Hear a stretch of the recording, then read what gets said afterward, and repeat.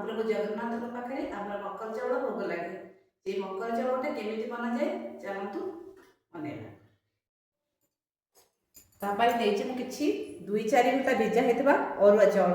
से अरुआ चाउल को फास्ट आम ग्राइंडर रे ग्राइंडिंग करने आसवा।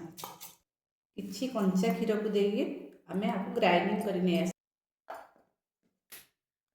आमे अरुआ चाउल को एमती ग्राइंडिंग करके नहीं आसचे।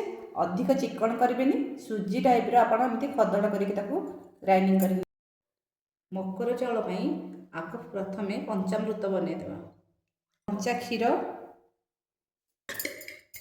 नहीं जावा किछि महू नहीं जावा किछि घी नहीं जावा किछि गुड़ नहीं जावा किछि दही तापरे भल भाव मिसई देवा। तापरे ग्राइंडिंग करके आनथिबा अरुआ चाउल तो खंडे अदा को आमे टिके ग्रेटर रे ग्रेट करदेवा। किछि गुजराती आउ 2-4टा गोलमरिच को गुंड करके नहीं आछि। तापरे सेथिरे दे देबा किछि नडिया पुरा। तापरे किछि फल को मु एमती छोट छोट करके काटी कि नहीं आछि।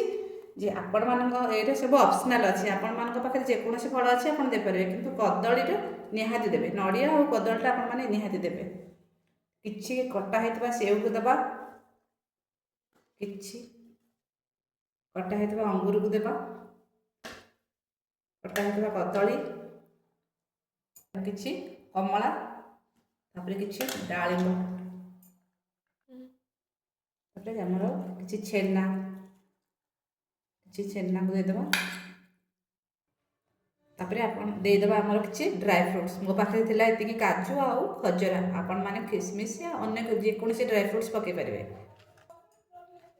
किछि दे देबा किछि खजरा मिक्स कर देबा। रेडी हो गला हमर मकर संक्रांति स्पेशल मकर चावल। आशा करे आपण मानकु ए रेसिपीटी भल लागिथिबो। जदि आपण मानकु ए भली नुआ नुआ रेसिपी दरकार ताले मो चैनल सहित जोड़ी हे बोलतु। आउ फेसबुक पेज रे देखुथिले फेसबुक पेज को फॉलो कर देबे। आउ यूट्यूब चैनल को सब्सक्राइब कर देबे। दिवासिनी लाइफस्टाइल रहउची। नमस्कार, जय जगन्नाथ।